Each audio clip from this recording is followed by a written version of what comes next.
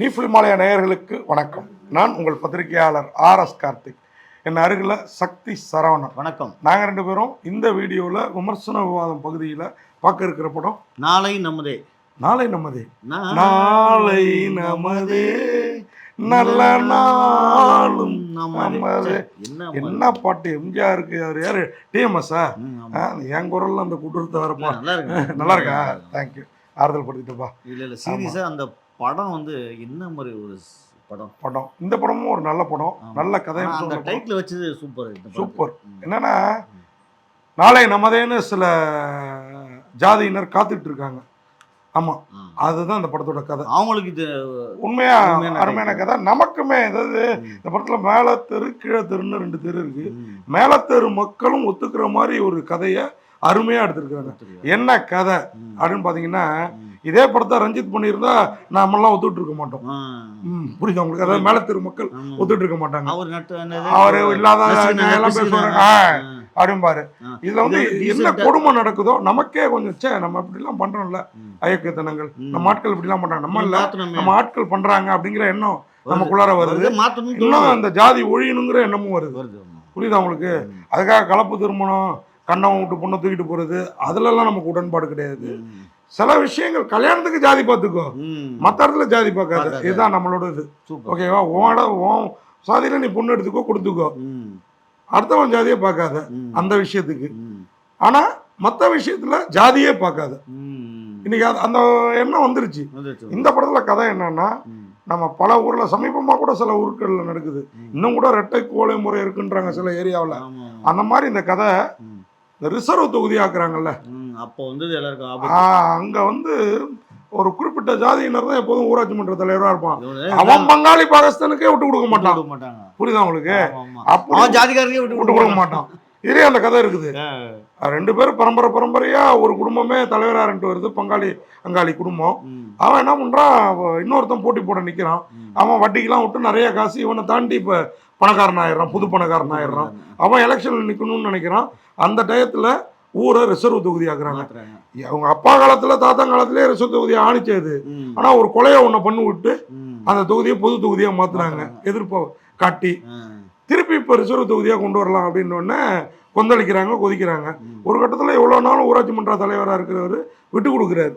சரி இருண்டு போட்டோம், ஏன்னா இந்த ட்ரிப் நம்மள மக்கள் தேர்ந்தெடுக்காது, பங்காளி வரக்கூடாது, ரிசர்வ் தொகுதியானா நம்ம ஆள்ல ஒருத்தனை வச்சு நிக்க வச்சிடலாங்கிற பிளான்ல இப்ப அப்படி ஒருத்தனை நிக்க வைக்கிறாங்க. அவனோட சொந்தக்கார பொண்ணு, அதாவது அவன் பையனை கட்டிக்க வேண்டிய பொண்ணு ஊர்ல நர்ஸா இருக்குது, பக்கத்துக்கு ஏரியாவில், கிராமத்துல இருந்து பக்கத்து சிட்டியில. அப்போ அந்த பொண்ணு ஊர்ல எல்லாருக்கும் உதவி செய்து, யாருக்காவது மருத்துவம்னா டக்குன்னு இன்ஜெக்ஷன் போடுது. பெரிய ஜாதி சின்ன ஜாதின்னு பார்க்கல, மேல தெரு கீழே தெருன்னு பார்க்கல, ஊரே அந்த பொண்ணை கொண்டாடுது.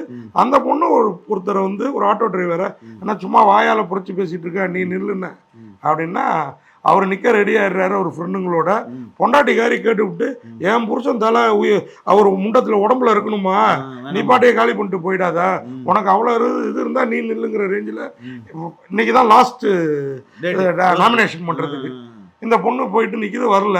உடனே இந்த பொண்ணை இறங்கி நாமினேட் பண்ணுது. ஆம்பளைங்களே அடிச்சு கொள்றவனுங்க இந்த பொண்ணை என்ன பண்ணாங்க, இல்லை இந்த பொண்ணு இவங்க எல்லாரையும் எதிர்த்து என்ன பண்ணுச்சு. அதுதான் நாளை நமதே படத்தோட கதையும் களமும். இதில் அங்காளி பங்காளியா இருக்கிறவன் ஒருத்தருக்கு ஒருத்தர் திட்டம் தீட்டி அந்த பொண்ணை காலி பண்ண முயற்சி பண்ணுவாங்க. அந்த பொண்ணு எப்படி நின்று ஜெயிச்சுதா இல்லையா, என்ன நடந்துச்சு கிளைமாக்ஸ்ல அப்படிங்கறத உருக அதாவது நான் தான் சொல்றேன்ல, நம்மளாம் மேல தெருவாசிகள் தான், அதில் சொல்லிக்கிறல எனக்கு ஒன்றும் இதெல்லாம் கிடையவே கிடையாது. ஆனா நம்ம வந்து நம்ம இனத்தின் மீது பற்றாளன் நான், ஆனா ஜாதி வெறியன் கிடையாது. அதை சில பேர் ஜாதி வெறியன்னு நினைச்சுக்கிட்டா நாம ஒன்றும் பண்ண முடியாது. ஓகேங்களா? இதுதான் உண்மை. ஸோ அந்த விதத்துல எனக்கு இந்த படம் வந்து குறை சொல்லியிருந்தாலும், மேல தெருவினரை குறை சொல்லியிருந்தாலும் நியாயமா சொல்லியிருக்கிறாங்க, நம்புற மாதிரி சொல்லியிருக்கிறாங்க. நாம இப்படிப்பட்ட குடும்பம் எல்லாம் நம்ம ஆட்கள் பண்றாங்கிறத ஒத்துக்கிற மாதிரி, உணர்ற மாதிரி சொல்லியிருக்காங்க. நடந்த விஷயம் அதுதான் உண்மையா. இதெல்லாம் ரஞ்சித்லாம் பண்ணியிருந்தா வேற மாதிரி நம்மளை கோபம் மூட்டியிருப்பாரு. உண்மையா அழகா பண்ணியிருக்காங்க டைரக்டர் வெண்பா கதிரேசன். இதுதான் அவங்களுக்கு முதல் படமா, அருமையா பண்ணியிருக்கிறாரு. ஆளு கொஞ்சம் ஷார்ட்டா இருந்தாலும் வேற லெவல் பண்ணி அவருக்கு ஸ்டூல் போட்டு நேற்று பேச வச்சாங்க. நம்ம இதுல ஷார்ட்டா இருந்தாலும் ஸ்வீட்டா ஒரு படத்தை எடுத்துருக்காரு, சூப்பர் பிரமாதமா இருக்குது. உண்மையா எல்லா சாதியினரும் கொண்டாடுற மாதிரி ஒரு படம் எடுக்கிறது, அதுவும் ஜாதி படம் எடுக்கிறது சாதாரண விஷயம் இல்லைங்க. அதுல நீங்க தாக்குறீங்க, ஆனா மத்த மனசு நோகாம தாக்குறீங்க. நமக்கு வலிக்குதுங்க, நம்ம ஆட்கள் பண்றாங்கல்ல இப்படி அப்படின்ற எண்ணம் வருது. அது மாதிரி மதுமிதா அவங்க தான் கதாநாயகி. வேல்முருகன், ராஜலிங்கம், செந்தில்குமார், முருகேசன், பரோட்டா முருகேசன், மாரிக்கண்ணு, கோவை உமா மற்றும் கிராமத்து மக்கள் எல்லாரும். இந்த பரோட்டா முருகேசன் நிறைய படத்துல நடிச்சிருப்பாரு, சூரிய ஜூனியர் ஆர்டிஸ்ட் மாதிரி. ஆனா இதுல பிரமாதமா பண்ணி அவர் தான் அந்த இதுவா நிக்கிறாரு, வில்லன் கிடையாது. அந்த இதுவா ஆப்போசிட் கேண்டிடேட்டா இவங்க மேல் ஜாதியினர். ஆமா, இவர் 6.2 டைரக்டர் தான் இதுல அந்த பஞ்சாயத்து தலைவர். அவர் தான் பிரமாதமா நடிச்சிருக்கிறாரு. அவர் தான் வேல்முருகன் நினைக்கிறேன். ராஜலிங்கமும் அருமையா, ராஜலிங்கமும் அந்த வில்லன் கேரக்டர், பங்காளி கேரக்டர் மாற்றிருக்காப்ல. புது நடிகர் தான், இன்னும் அருமையா நடிச்சிருக்காங்க. 6.2 சத்யராஜ் நடிச்ச படுத்து அவர் டைரக்டர் சக்தி சிதம்பரம் ஐஸ்டன் தலைவரா பாக்யராஜ்கிட்ட இருந்தாரு. அவர் தான் அந்த வில்லன். ஒரு படுக்கையறை காட்சி வருங்க, புருஷனை கொன்னவங்க கூடவே அந்த கீழே தெரு பொம்பளை படுத்திருக்க வேண்டியது. அந்த பொம்பளை எலெக்ஷன் இன்னைக்கு என்ன பண்றான், அவன் கூட படுத்து, அது பயங்கரமான சீன் இருக்கு ஒட்டேற அளவுக்கு. ஆமா, அவன் கூட படுத்துன்னா அதுதான் அவன் கூட படுத்து. இவன் அவ கூட படுக்கல, அவன் கூட படுக்கிறான். அப்புறம் இவர் படுக்கிறாரு. ஏன் படுக்கிறாங்க, என்ன பண்றாங்க, கிளைமாக்ஸ் என்ன நடக்குது, இது எல்லாத்துக்கும் மேல அந்த ஒடுக்கப்பட்ட சாதியில நிக்கிறவருக்கு என்ன கதி ஆகுது, இந்த பொண்ணுக்கு என்ன நடக்குது அப்படிங்கறதாங்க. புரட்சி வாயால பேசலாம்.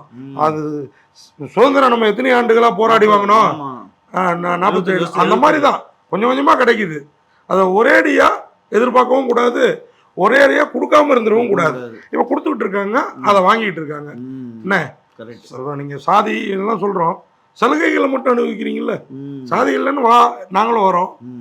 புரியுதா உங்களுக்கு? இது வந்து 75 வருஷமா பாடக புத்தகத்தை மாத்தி பாதி பேர் திருந்திருப்போம். ஸ்கூல்ல ஜாதி சேர்க்கறது கேட்கறத நிறுத்திருந்தாலே போயிருக்கும் தலைவா. 75 வருஷமா பேசிக்கிறேன்.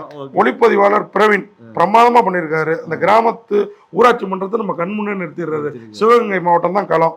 எடிட்டர் ஆனந்த் லிங்ககுமார் அருமையா பண்ணியிருக்காரு. படத்துக்கு கொஞ்சம் டிராமா டைப்ல இருந்தாலும் படம் பிரமாதமா இருக்குது. ஹரிகிருஷ்ணனோட மியூசிக்ல நமக்கு வந்து உண்மையா தாலாட்டும் சுபராக பாடல்கள் இருக்குது. தாமோதரனோட கலை இயக்கமும் அருமையா இருக்குது. மொத்தத்துல இந்த படத்தை நாளை நமது துணிச்சலா இயக்குன வெண்பா கதிரேசன். இன்னொன்னு சொல்லவா, இந்த படம் ஏன் அப்படி நேர்த்தியா எல்லாருக்கும் பிடிச்ச மாதிரி இருக்குன்னு, இந்த படத்தோட இயக்குனருமே மேலத்தேர்வை சேர்ந்தவரும். ஆனா அந்த பகுத்தறிவுக்குள்ள இல்லைங்க, அதனாலதான் அந்த நியாயத்தோட எடுத்திருக்கிறாரு.